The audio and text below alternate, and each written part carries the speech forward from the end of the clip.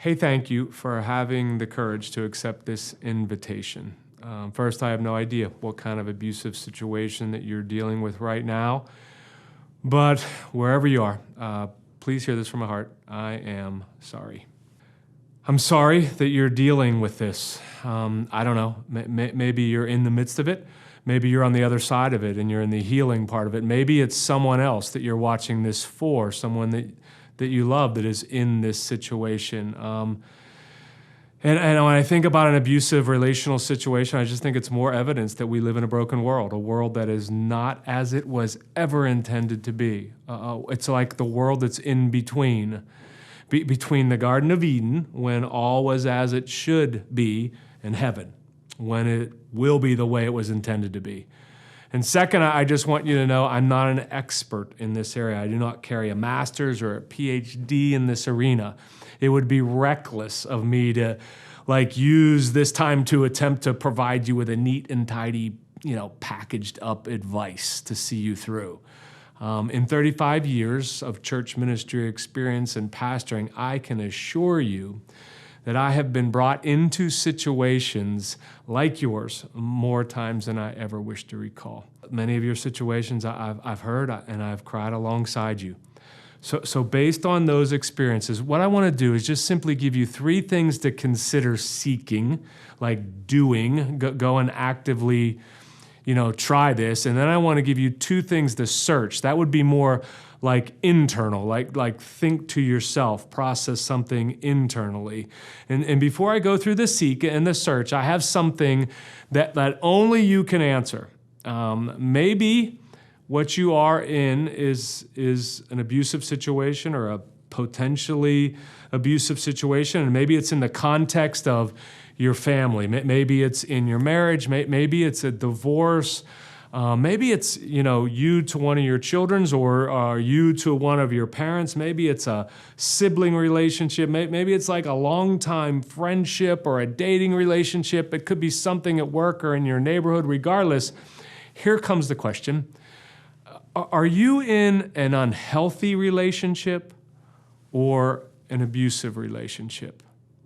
Relinquishing your rights is this theme here. And relinquishing your rights in an unhealthy relationship, it's going to require you setting up some really strong and clear boundaries, that are agreed upon. And then also maybe some extensive counseling if it's an unhealthy relationship. But relinquishing your rights in an abusive relationship, if that's where you're at, it's going to require intervention, or hear me, an exit. An unhealthy relationship often, what it does is it begins with mistreatment in the relationship. So let me just say this, and it's difficult for me to say this out loud, but my wife, Tina, of 36 years, I've mistreated her. There have been times in our relationship, situations or issues over the years, something was done, something was said that triggered me, and I acted poorly. I said something extremely hurtful. Sometimes these mistreatments have become a pattern, and sometimes they're just random. And when it happens, when I mistreat her, they always require a lot of communication, apologies, and forgiveness. And, I've got to say this too. Tina's mistreated me from time to time. She has said some hurtful things. Those of you that know her, you're saying, no way, not Tina. Yes way. In addition, I've mistreated, my kids, and my kids have mistreated me. That's not abuse. That's part of being in a relationship. It's being, a human. It's this living in between. But here's what I know, that patterns or continual habitual mistreatment, it can absolutely lead to an unhealthy relationship. Again, I cannot answer this question for you. Are you currently in an unhealthy relationship that you've deemed abusive? Or are you really in an abusive relationship? Over the years, I've watched God heal unhealthy relationships. It's one of the most beautiful aspects of being a pastor. A couple scriptures. With men, this is impossible. With God, all things are possible. You are the God who performs miracles, it says in Psalms. You display your power among the peoples. It says this, I am the Lord, the God of all mankind. Is anything too hard for me? Our God can heal and reconcile unhealthy relationships. It's what he does. It's who he is. Continual mistreatment, it can lead to extremely unhealthy relationships. Unattended to, these relationships can turn into abusive situations, whether that be verbal, emotional, physically toxic behavior can be the result of years of unhealthy, no boundaries, lack of counsel relationships. Abusive relationships can also be birthed out of addiction or some past abuse in one of the person's lives, or undiagnosed and untreated mental health issues. And we're going to come back to that towards the end of it. But again, three things that I want to challenge you. As now hopefully you've deemed, is this an unhealthy relationship that needs boundaries and some counsel, or is this indeed an abusive relationship? There are three things that I want you to consider. And the first one, to seek. One, go to that person directly and have the difficult conversation. Maybe use some of this mistreat, unhealthy versus abusive relationship example language with them. Bring some examples. Now hear me. Allow them to get defensive. Allow them to listen to your side, but then you've got to listen to their side, their explanations. Somebody said this to me a long time ago, own your 10%. That every conflict, at least 10% of it, is probably your fault. Even the worst disagreements, arguments, or shouting matches, 10%, you can own. In this conversation, remain calm. Do not escalate the situation. Take a 10-minute time out if you need to and step away and process, and then come back. State the clear boundaries that you need. Suggest to the person maybe to just watch this video. Ask them if maybe together you can go and seek some advice or counseling. Why do I say to do that first? Because Matthew 18:15 says, if your brother sins against you, go and tell him his fault.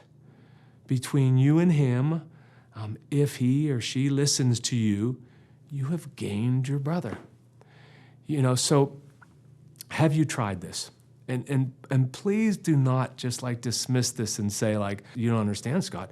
She's never going to listen. She's never going to change. You don't understand. If I go to him, it's just going to make it worse. If you have not tried, you must. Maybe you have, and the thought of another attempt leaves you feeling unphysically safe. Okay, then don't. Then consider this second seek. Seek the wisdom, just you, of a person or a couple that are a little older, maybe a season ahead of you in life.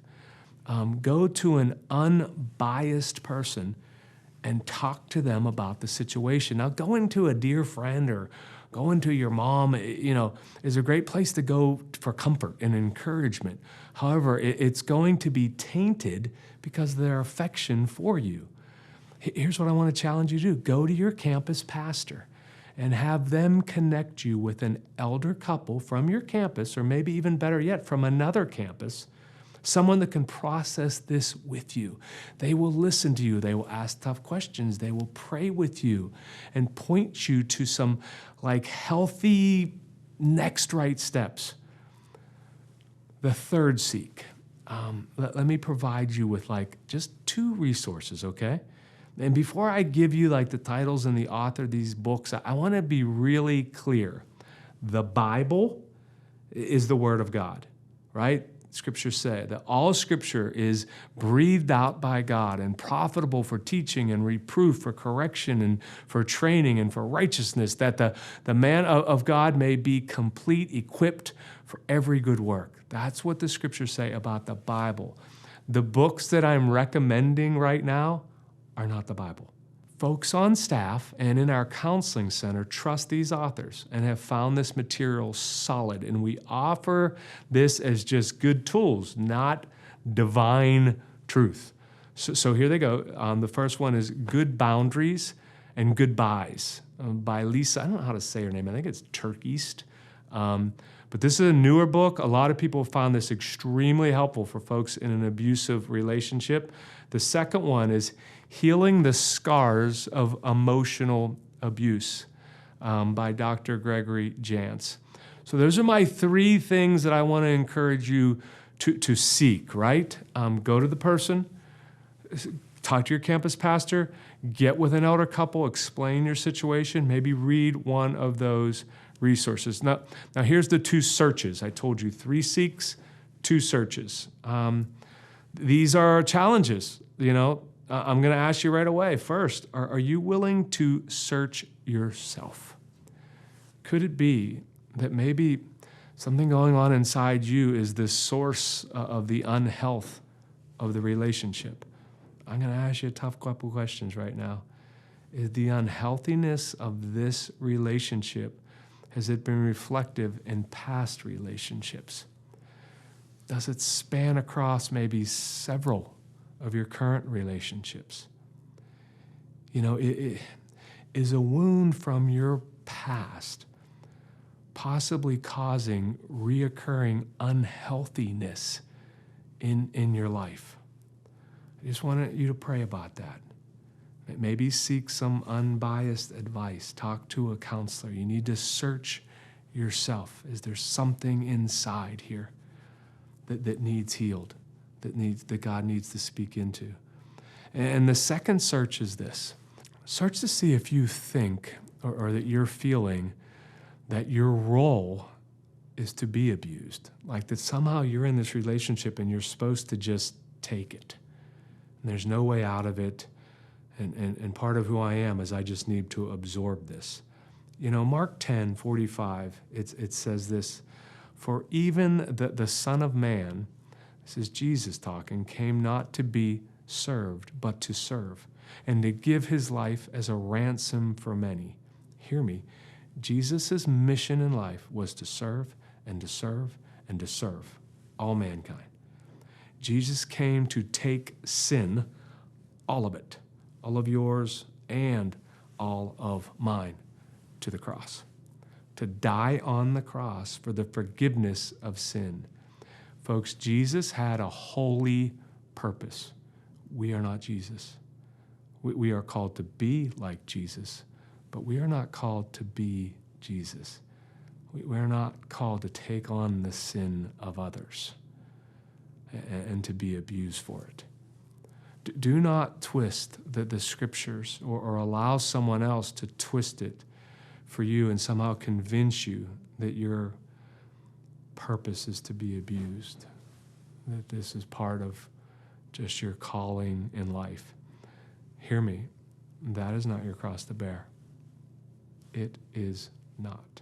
Let me say right now that we've talked for a little bit, these 3 things for you to see, a couple things for you to search yourself. So let's say that you're fairly convinced, no, Scott, this is not just mistreatment, this is not an unhealthy relationship. I have found myself in an abusive situation that is, way beyond just mistreatment or unhealthiness. And that you're certain that this is either becoming an abusive situation or is an abusive situation. What should you do? I want to invite you into a conversation with myself and Lauire Johnson. Lauire is one of the professional counselors here at Northway in our counseling center. She's also a good friend, someone I trust and love. I've known her and her husband Wayne and their kids for many years. Her and I traveled to Haiti, and while we were there, I watched Laurie counsel Haitian orphans that through some unheard of physical and emotional and mental abuse. One of Laurie's fellow counselors, he describes her this way. He says, Laurie is like a warm blanket on a cold night. She hears you and she loves you through your crisis. If you found yourself in this abusive situation, listen to this conversation with Laurie and I. Northway, this is Lauire Johnson, and she has been in our counseling center as a counselor for 18 years. So in these couple moments that we've got together, Laurie, I want to focus a little bit more on like the counseling aspect of it. I know in what I talked about was some of the pastoral side of it, some of the biblical side, but now let's get into the counseling aspects of abuse. So what are you've been doing this for so long. What are the different kinds, I guess, of abuse that come into your office? Yeah, so I'm really glad that we're taking this on and addressing this because, you would think it would be more rare than it is, but it would surprise you. It's people find themselves in tough situations. And actually, the World Health Organization has determined that approximately 30% of women have been in abusive relationships. And of course, we know that it can be men, women, kids, all kinds of relationships, dating, friendship, marital, employment, parent-child, that abuse in relationships can happen really across the board. The different kinds of abuse are, and the most obvious would be physical. And then there's verbal abuse and sexual abuse, and then there's mental, emotional abuse. What about the signs? And I think, right, some of them are pretty obvious, right, the physical, but what would you say are the signs of each of those? Yeah. So for physical abuse, and you're right, that is the most obvious, and I think with abuse, that's what people think of mostly is maybe physical or sexual abuse. People are familiar with hearing about that. Physical abuse would be the use of physical contact to dominate or show power. There would be an intent to harm, really. And verbal abuse would be screaming, name-calling, yelling, belittling, demeaning, just really verbal violence. Sexual abuse would be an attempt to dominate or show power with non-consensual physical touch, sexual physical touch. And then emotional and mental, probably the most difficult, right? The Yes. most challenging one to try to figure out what the signs of that are. Is there a couple key triggers to that? So you're right. The mental and emotional abuse is the most subtle form of abuse, and sometimes people get so used to it that they don't even realize it after a while. Some of the signs are the use of guilt, obligation, fear, intimidation, confusion, extreme lack of empathy, lack of sincere remorse, not really used to apologizing for things and turning the blame around, always on the other person. There's a name for the most damaging form of mental and emotional abuse called gaslighting. And that's taking kind of everything that I just said to an extreme. The red flags for that would be to tear down your self-confidence, always diverting blame and not taking the responsibility for their own behaviors that are inappropriate or harmful. That's a lot. Yeah, it is. And you would think it's more rare than it is. You would think that people would, catch on, but, I understand after meeting with people for so long in these situations how it would be easy to get used to this behavior and have it either feel kind of normal or you can feel like it's not, but then start to believe that it might be your fault. So my guess is probably there's some of you watching, and you've been in an abusive situation maybe for quite some time. I bet there's others that some of the things you just went through, Laurie, might have thought oh wow, they're sitting there saying that has been happening for years, and you just really helped maybe them put words to it, to what they were sensing or feeling. I think for the last couple of minutes here, what I'd really like to do is like, what does it look like to get help? Because my guess is there's probably some folks out there that are just nervous to make a phone call or don't have any understanding of what's going to happen and is this public and who's going to know. And can you just help us? What does it look like to get help, Lauire? Yeah. First of all, I'm glad that you mentioned that about, who will know, will people find out?